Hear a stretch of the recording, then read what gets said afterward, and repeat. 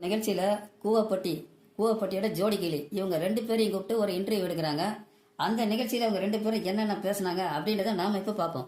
கூவப்பட்டி ஜோடி கிளி கிட்ட அந்த நெறியாளர் உங்கள் ஷோவோட மோட்டோ என்ன அப்படின்னு கேட்கும்போது, அதெல்லாம் ஒன்றும் இல்லைங்க, தண்ணிக்குள்ளே நின்று ஒத்தையாக வீடியோ போடுற சிங்கிள் பர்சன் கிட்ட ஒரு பெண்ணுக்கு என்னென்ன எதிர்பார்ப்பு இருக்குது அதை உங்களால் நிறைவேற்ற முடியுமா, அவங்களுக்கு எல்லாம் சொல்லி கொடுத்து அவங்கள மோல்டு பண்ணுறதாங்க எங்கள் ஷோவோட மோட்டோ அப்படின்னு இவங்க பதில் சொல்கிறாங்க.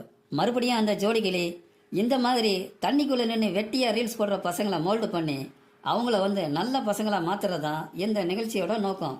அதுக்கு அந்த கூவப்பட்டி ஏங்க என்ன போய் தருதலைன்னு சொல்லாதீங்க அப்படின்னு அவர் சொல்கிறாரு.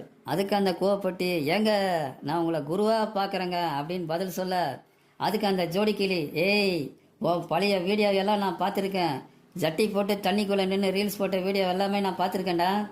அதுக்கு அந்த கூவப்பட்டி ஏங்க தண்ணிக்குள்ளே நின்னா ஜட்டி போட்டு தாங்க நிற்க முடியும். அதுக்கு அந்த ஜோடி கிளி ஜட்டி போட்டு நிற்கிற அதில் எல்லாமே தெரியுதுன்னு அப்படின்னு இவங்க பதில் சொல்ல, போகிற போக்கில் வாய்க்கு வந்ததெல்லாம் அடித்து விட்டாங்க.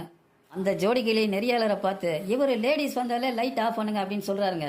நீ ஆண் தானே, உனக்கு என்னென்ன ஆசைகள் இருக்குன்னு அப்படின்றதெல்லாம் எனக்கு நல்லா தெரியுது அப்படின்னு அந்த ஜோடி கிளி சொல்லுது. அதுக்கு அந்த கூவப்பட்டி அப்படியெல்லாம் ஒன்றும் இல்லைங்க, எனக்கும் செல்ஃப் கண்ட்ரோல் இருக்குது அப்படின்னு சொல்லிட்டு இருக்காரு. இப்படி இவங்க பேசிக்கிட்டே இருக்கும்போது 10 முறையாவது அந்த ஜோடி கிளி கூவப்பட்டிக்காரனை தொட்டு தொட்டு பேசுது.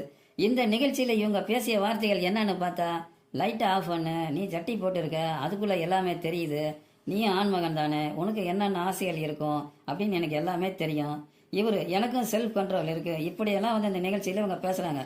வீட்டில் இதை பார்க்குற சின்ன குழந்தைங்க அவங்க மனசில் ஓ இப்படியெல்லாம் பெண்கள் கிட்ட பேசணும் போல, ஒரு ஆணை தொட்டு தொட்டு பேசுறதெல்லாம் தப்பு இல்லை போல அப்படின்னு அவங்க மனசில் ஆழமாக பதியுது. இப்படி இந்த 2 கட்டா வயசுள்ள பசங்க நாளைக்கு ஏதாவது ஒன்று கிடக்க ஒன்று பண்ணி வச்சா உங்கள் வீட்டில் போக்சோ சட்டம் பாயும். அதை தயவு செஞ்சு நல்லா மண்டையில் ஏற்றிக்கோங்க.